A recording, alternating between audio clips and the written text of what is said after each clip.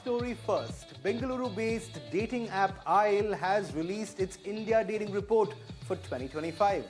Titled The Commitment Decade, the report reveals that its South Indian respondents are staying away from casual relationships even as they value work-life balance and mental health.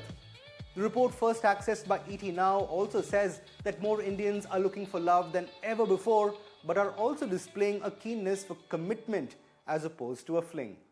I sat down with Aisle Network's Chandni Gaglani to break down some of the key findings from this report and what it means for Indians looking to date and marry. Here's more from that conversation.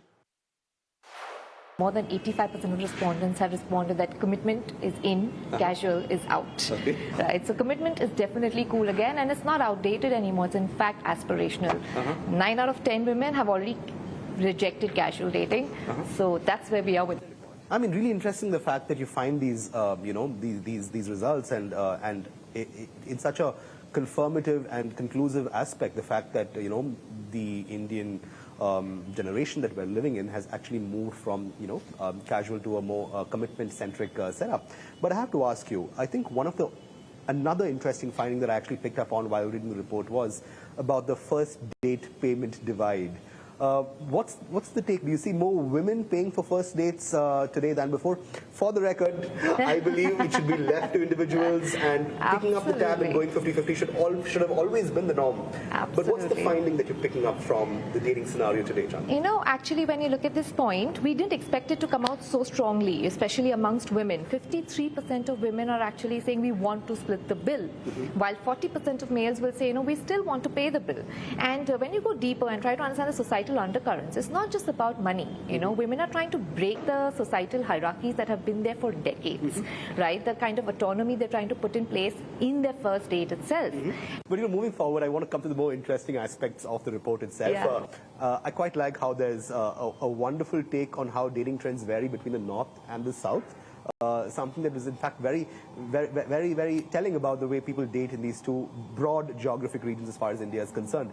The first point, though, that caught my eye was the fact that commitment is more of a factor in South India than North India. Tell me a little bit about that stat. Absolutely, Jude. For this, I think we would have to zoom out a little and say what's that major trend that is leading this entire change, right? And when we zoom out and we check, the women participation in the dating landscape has increased drastically. About 10 years ago, if you would check casual dating apps, you would see less than 10% of joinees or members would be women. Now, it is around 25 to 30%, especially on apps like Aisle, serious dating, right? With this shift, now you connect it with the southern trends, right? What are the trends that are happening in South India? There's always been an egalitarian social evolution in this space, right? First, when you look at the literacy rates. Second, when you see the women participation in workforce. Women are simply saying that when it comes to academics, when it comes to career, when it comes to independence or living by myself, I'm now taking a lot of these decisions by myself. Why can't I take this important decision by myself also? So wherever women participation is increasing, commitment is getting stronger, and in South, women participation is even higher, and hence South will see higher commitment rates. Absolutely, and in fact, another interesting stat that I picked up was when it came to emotional health of relationships. 79.2% of women in South India prioritize emotional well-being. I don't know if it was women or overall, but 79.2% of people in South India definitely prioritize emotional well-being, while over 90% actually are okay with a partner who is in therapy at the moment. What does that tell you about priorities of folks here in South India who are going about dating and using dating apps for it? Absolutely. Jude, I must tell you, when we were also going through the results, we were pleasantly surprised with the statistic, okay? I think mental health awareness overall in India has picked up in a very big way. But in South, the reason it is much higher, look at the undercurrents, the societal undercurrents that have been playing since over the last decade. First, in the states like Tamil Nadu, Kerala, Karnataka have always been consistently in the top human developmental index, right? So it's been in the HDI for a long time. Secondly, they've been having a lot of these district mental health programs. They've been having telemanas hubs. A lot of this has led to literacy in mental health. There's a spillover out there. And this has normalized a lot of mental health conversations. This spills over to our dating landscape because today a lot of people are moving from the migrant population in Bangalore, in metros in South. So when there's diverse populations coming in, there's loneliness which is higher. They want to understand mental health better. They want to understand how it plays out in dating. And that's how we see see these dots connecting. Absolutely. But the next finding was perhaps not too surprising to me, and that is the fact that South Indians, or your findings at least reveal, that South Indians are actually more open to interfaith marriages. The family dynamic, while it is, of course, applicable to all Indians dating today, family approval, you again see a slight difference between the South and the North. Yeah. What are those findings all about, Chandni, if you could help break it down for me? I think the very first trend that we would have to look at for this is what you rightly said. 92% of respondents have unanimously across the country mentioned that family approval matters. And family approval is going nowhere.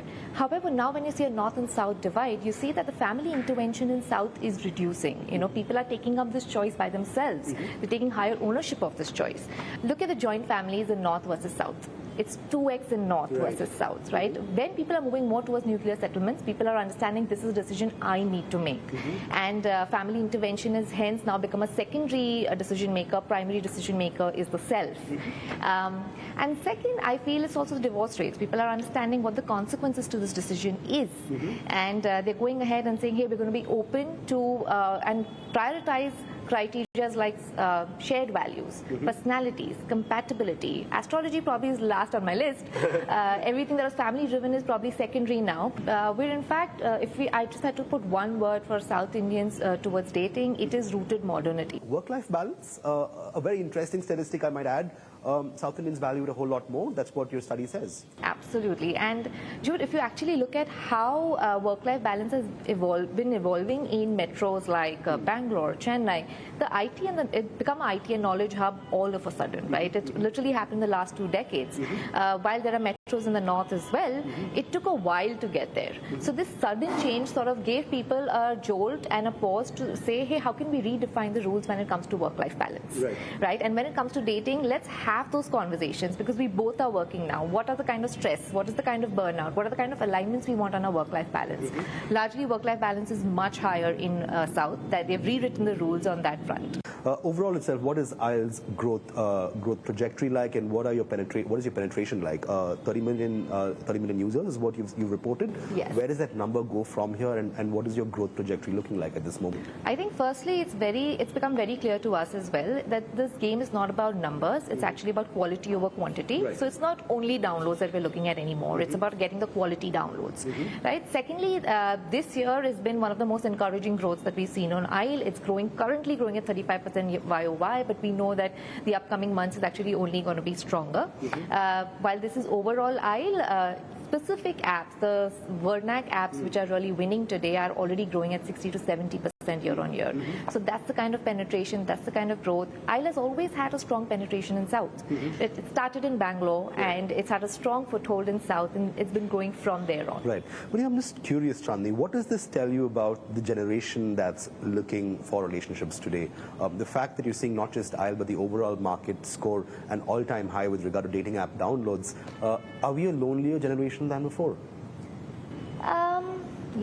Yes, we are, because people are now finding newer ways of settlements, right? People are moving to different cities to follow their aspirations, follow their dreams, and they do realize that this comes with setting up new social structures. So you do go through loneliness to sort of get through that. So definitely it's in that intersection. However, if I were to zoom out and say, hey, what does it really mean for our Indian daters today, right? The fact that there's a mindset shift. This loneliness could have led to casual as well, but they've actually taken a stand of what really helps me in my long term, what's really good for me, right? And they've sort of settled down on commitments. So if I were to put it in a way, this entire market or this landscape has always, it's a pendulum which has been swinging from right to left, from matrimony to casual. I feel finally daters are finding the equilibrium and they're settling down on this modern matrimony concept, which is IEL.